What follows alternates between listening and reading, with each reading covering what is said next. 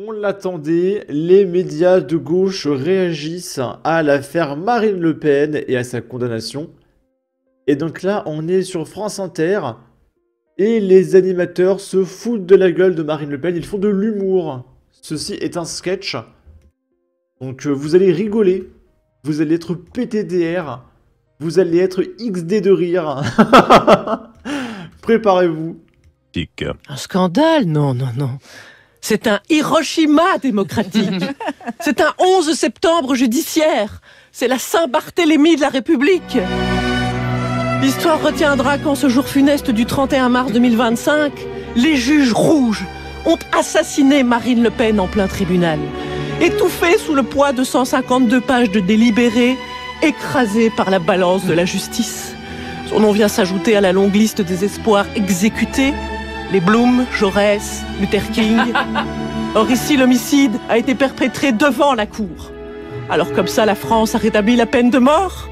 Et non content de tuer Marine Le Pen, on veut faire mourir Badinter une seconde fois? Mourir pour des idées, oui, mais de mort lente, disait le poète. Bon bah là, c'est tellement drôle que je pense que je vais faire 1 milliard de vues. Donc je vais être multimillionnaire et puis je vais partir aux Bahamas, d'accord? Bon, on va passer à la suite, il y a beaucoup de choses à voir. Là, on est sur France 5, ce média neutre qui respecte le pluralisme des opinions. Ils ont ramené Jean-Philippe Tanguy et ils se sont mis à 6 contre lui autour d'une table en 6v1. Et ça, c'est le pluralisme des opinions, d'accord? Et ils l'ont défoncé à 6 contre 1. Et Jean-Philippe Tanguy, il essaye de placer une phrase. Sauf qu'il y a constamment 5 journalistes de gauche qui font que de parler et qui lui laissent pas en placer une, quoi. Je vous jure, ils arrêtent pas, parce que les gauchistes arrêtent pas de vous couper la parole, ils sont pas capables de faire des débats.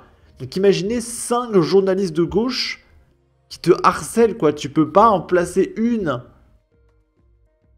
Quand est-ce par ailleurs, je suis désolé, mais une fois de plus, bon, je suis seul, je me défends comme je peux, mais j'ai dit tout à l'heure Libération, pourquoi est-ce que j'ai dit? Parce qu'il faut quand même informer ceux qui nous écoutent. Monsieur Berthelot, et c'est son droit, et il le sait très bien, fait partie d'une cellule anti-RN, revendiquée comme telle. Oui ou non? Alors, il y a un complot du Parlement européen et il y a un complot de Libération. À laquelle participe visiblement la cellule de Libération. C'est vrai ou pas? Mais je suis journaliste en charge. Non, mais j'ai pas dit que j'étais pas journaliste. Et probablement nous nous réunissons dans une cave la nuit, probablement.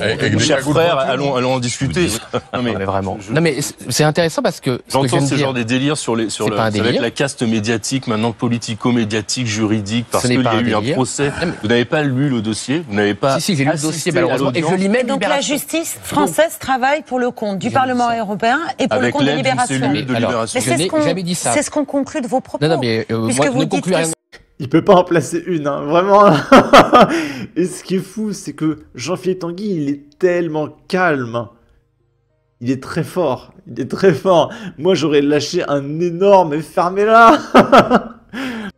Et c'est ce que fera Julien Audoul après, on le verra. Conclure rien de mes propos, écoutez mes propos. Et tout le monde pourra vérifier, Monsieur Berthelot, il ne l'assume d'autres éléments de langage. Mais c'est pas un élément de langage. Ce n'est pas un élément de langage. C'est que j'en ai assez qu'on présente toujours des gens qui parlent et qui ont le droit, sans dire qui ils sont. Quand je viens sur un plateau, on dit qui je suis, oui ou non. Bon, quand Monsieur Berthelot vient ou un autre, vous n'êtes pas le seul, vous inquiétez pas, personne ne dit qu'il est membre d'une cellule. Il y a un communiqué de presse qui a été envoyé, tout le monde peut le vérifier sur Internet, qui revendique, oui, de Libération quand la cellule a été créée, madame. Bon. C'est quoi comme cellule? Anti-RN. Anti-RN. Le Libération a créé une cellule qui vise à empêcher des phrases comme tout à l'heure avec la juge. Quand est-ce par ailleurs, je suis désolé. On va se renseigner sur cette fameuse cellule anti-RN qui n'existe pas. Ah, on voit les journalistes faire des guillemets avec leurs doigts. Oui, il y a un complot reptilien. Alors, Jean-Philippe Tanguy dit vrai. Libé a bien annoncé une cellule anti-RN en septembre 2023.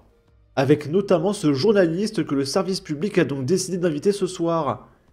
À nos lecteurs, Libération renforce sa couverture de l'extrême droite et lance une nouvelle newsletter frontale. Dès le 5 septembre et tous les mardis, un nouveau support réalisé par notre cellule spécialisée contre l'extrême droite, Libé redouble d'efforts pour démonter l'opération de dédiabolisation de l'extrême droite. Et les journalistes, ils sont là. Oui, je fais des guillemets avec mes doigts, c'est un complot de l'Europe et un complot se disant chez Libération on fait des trucs, non, franchement vous avez pas honte. Et quelle bande d'hypocrites. Ils se mettent à 6 contre 1 contre Jean-Philippe Tanguy. Mais vous n'avez pas honte. Et le soir même, encore sur France 5, ils réinvitent Jean-Philippe Tanguy dans C'est ce soir. Et ils se remettent en 6 contre 1 sur lui. Pour se mettre à 6 contre 1 contre quelqu'un, c'est que vraiment, vous n'avez pas confiance en vous. Hein. Vous avez très peur. C'est pas vrai. Ils n'ont pas fait barrage. Le syndicat de la magistrature n'a pas fait barrage. Non, il y a un communiqué de presse. Mais il y a non, mais alors là, c'est rien. Mais syndicat de la magistrature. Mais ça n'est pas un jugement aujourd'hui du syndicat de la magistrature. Vérifiez. Non, mais ils parlent tous en même temps, c'est insupportable. Faites vérifier par vos équipes. Il y a eu un communiqué de presse de le syndicat de la magistrature pour faire barrage la magistrature. Mais ce que je dis, Jean-Philippe Tanguy, c'est que aujourd'hui, ce n'est pas une décision du syndicat de la magistrature. On n'en sait rien, justement. Position syndicale. Ah, c'est insupportable, hein. 5 gauchistes, 6 gauchistes qui parlent en même temps, qui sont incapables de se parler, mais quelle horreur, hein. Et France Télévisions, c'est 2 milliards d'euros de subventions par an, par pitié. Et donc là, ça sort du fond du cœur. Il y a Julien Audoul qui, comme d'habitude, se fait insulter par des mecs de gauche. Et il va sortir son meilleur... Mais fermez-la. C'est fantastique. On est sur quelle chaîne? On est sur LCI, donc je vais mettre un filtre. La motivation, vous fermez-la. Pardon? Non, s'il vous plaît. Vous fermez-la. C'est ça votre réponse? Vous fermez-la. Vous fermez-la. Qui, monsieur? S'il vous plaît. Non, s'il vous plaît. Vous fermez-la. Non, s'il vous plaît. Pour qui, monsieur? S'il vous plaît. Julien Audoul. Vous n'êtes personne. Vous n'êtes personne. Julien Audoul. Mais moi, je ne dis pas fermer-la. Monsieur le député. Vous ne dites pas fermer-la. Je vous le dis parce que vous êtes insupportable. Oui, il faut apprendre à supporter. Il faut apprendre à supporter la contradiction. Patrick Lugman. On l'accepte. Non, alors on ne dit pas vous fermez là. Alors la contradiction. Je vous raconte que ces gens-là, ils nous insultent, mais 24 heures sur 24, 7 jours sur 7, sur plusieurs chaînes télé en simultané tous les jours. Les gens se font planter en pleine rue, menacés de mort, etc.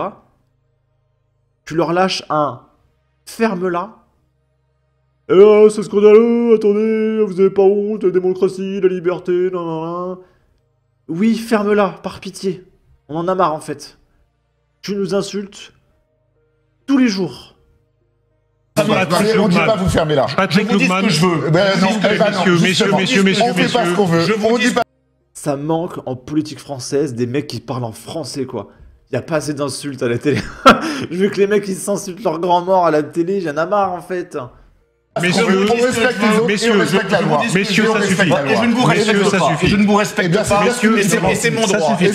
Non, Patrick Lugman, tenez-vous. Vous insultez en permanence. Tenez-vous l'un et l'autre, s'il vous plaît. Moi, je viens de tenir. Attendez. Mais vous fermez là, c'est inadmissible.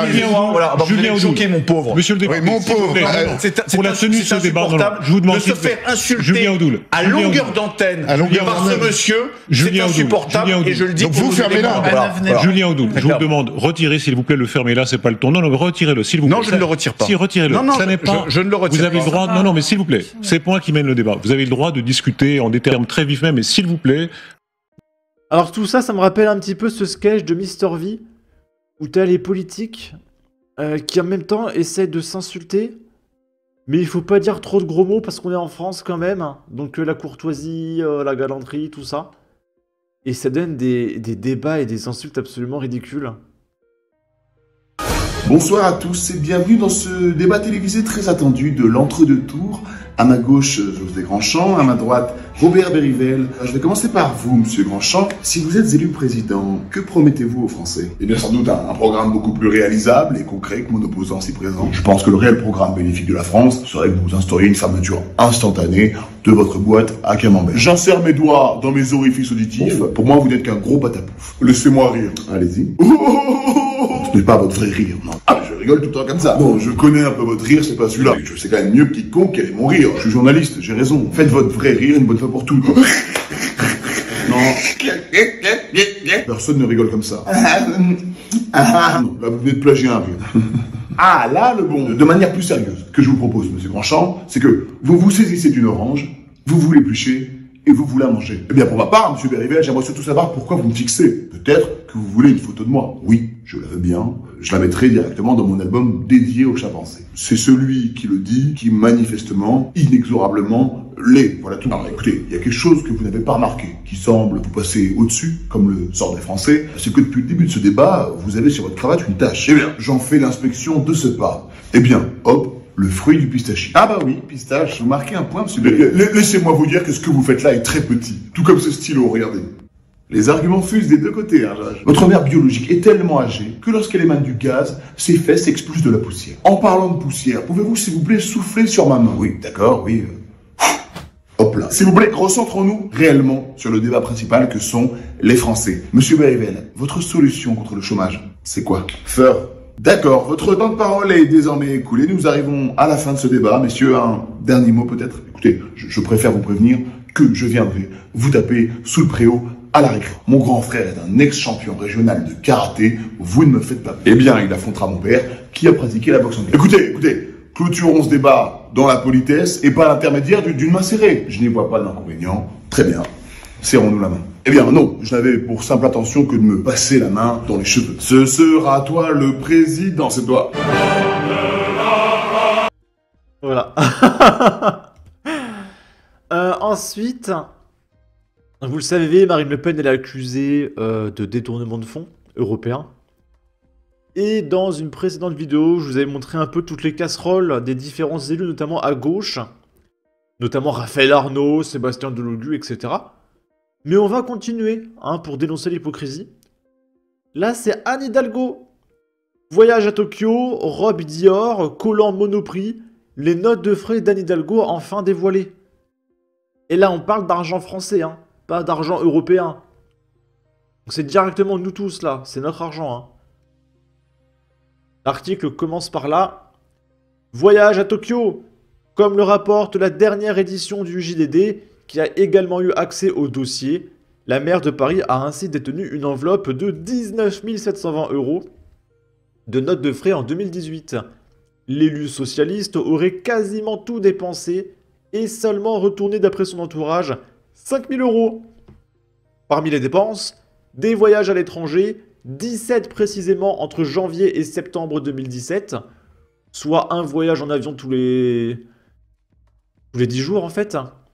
8 951 € pour un déplacement d'une semaine à Tokyo, lors duquel elle avait rencontré les membres du comité olympique, ainsi que 11 000 € pour une visite à Lima dans le but d'annoncer la ville lauréate pour les JO 2024. Anne Hidalgo s'est également servi de cette enveloppe pour refaire sa garde-robe. On note notamment l'achat de 3 robes Dior, 1188, 1840 et 1440 €, une robe Courrèges noire, 720 €, 2 robes Diane von Furstenberg et leurs accessoires à 1660 et 895 €, ou encore des bottines venant du BHV, 320 €, des chaussures Minelli rouges à 109 €, un manteau apostrophe bleu marine à 650 €, des pulls, pantalons et autres chemisiers. On trouve même dans cet inventaire des collants achetés au Monoprix. Pour se justifier, son cabinet a déclaré « La mairie de Paris incarne la France à l'étranger. Elle se doit de représenter la culture française et la haute couture, à l'instar de la première dame ou des ministres. Donc, elle a dépensé autant d'argent pour des raisons politiques. Voilà, pour représenter la France, d'accord? C'est pas de l'argent gâché. Mais il ne s'agit pas là de robes à 10 000 €. Donc ça va, c'est seulement des robes à 2 000 €, calmez-vous un petit peu. En plus, elle les réutilise. Bah oui, elle les a emmenées chez elle. Depuis la diffusion de ces notes des frais, certains s'inquiètent que cela n'engendre une curiosité mal placée de la part de l'opinion publique et un voyeurisme populiste. Ces documents n'étaient communicables qu'au juge financier de la Chambre régionale de comptes, a indiqué le cabinet d'Anne Hidalgo. Là, c'est Carlos Martins Bilongo, le député LFI, qui a bénéficié d'un logement social, alors qu'il est député, 24 000 € par mois, il a droit à un logement social, et ce même logement social, il le sous-louait à sa sœur, alors que lui-même possède 2 appartements. Alors c'est bizarre parce que pour un mec qui veut s'en prendre aux résidences secondaires des gens, parce que vous comprenez le capitalisme, le mec a Il est propriétaire de 2 appartes. Et il a eu droit à un logement social. Et lui-même, il le sous-loue à sa sœur. Donc il a 3 logements, le mec. Et non, il est pas inéligible. Martins, Carlos, Bilongo. Hein? Là, c'est Franck, sur RMC Story, qui nous explique qu'il va voter pour le RN. Il y a vraiment beaucoup de témoignages dans ce sens. Dès que je vais raccrocher avec vous, je vais aller sur le site du Rassemblement National et je vais aller prendre ma carte au Rassemblement National. Eh ben, pourquoi? Je suis en colère. Barbara, je vous adore. Je suis à 1000% d'accord avec tout ce que vous avez dit depuis ce matin. Attendez, je comprends pas, Franck. Pourquoi est-ce que ça déclenche chez vous, du coup, l'envie d'aller prendre votre carte au RN? Alors, j'en ai ras-le-bol des bien-pensants. Quand je vois cette justice à 2 vitesses, vous avez des délinquants qui se retrouvent à faire des TIG. Moi, qu'elle soit condamnée ou pas, je m'en fiche. Mais qu'on l'empêche de se présenter à la présidentielle, je trouve ça lamentable. Donc, du coup, à partir d'aujourd'hui, ça sera vote Rassemblement National. Ils peuvent mettre n'importe quel Mickey sur une liste. Jordan Bardella, alors. Mais que ça soit... alors, je le traite pas de Mickey, mais que ça soit Jordan Bardella ou Tartampion, je m'en fiche, je voterai Rassemblement National. J'ai toujours voté à droite. Alors, à droite, mais pas sur ce parti. Mais à partir d'aujourd'hui, c'est fini. D'accord. Là, c'est le nouveau Front Populaire. Sans déconner, hein, le vrai nouveau Front Populaire, hein, c'est pas un compte parodique ou quoi. Suivi par Lucie Castet, etc. Qui, pour représenter le NFP en 2027, et le NFP a voté Philippe Poutou. Je répète, le NFP sera représenté éventuellement, hein, parce que d'après leurs représentants, c'est carrément Philippe Poutou qui l'emporte. Je rappelle, pour ceux qui sont au fond de la classe, Philippe Poutou, leader du NPA, veut supprimer la police. Supprimer, il ne faut plus qu'il y ait de police. Je sais plus si c'est lui qui a parlé de supprimer les prisons. Il y a un parti de gauche qui a parlé de supprimer les prisons. Philippe Poutou, il veut supprimer le poste de président de la République. Il veut qu'on soit en anarchie. C'est pas une blague. Il veut supprimer le poste de président et le Sénat. Il veut supprimer les frontières. Vraiment, hein, il veut démanteler les frontières. Pour qu'on puisse venir comme ça. Et il veut qu'on puisse changer de genre sur simple demande en mairie. Genre là, je vais en bas de chez moi, je vais à la mairie, je dis bonjour, je suis un elfe. Et ça y est, j'ai une carte d'identité, je suis un elfe. Et je vous passe des vertes et des pas mûres. Hein. Et, et les gens, ils sont là, ouais, Philippe Poutou, il est quand même vachement cool. Hein. C'est le meilleur. Mais c'est catastrophique. Hein. Et regardez, il y a des gauchistes, premier degré, hein. Bardella, quand il va devoir débattre face à Philippe Poutou.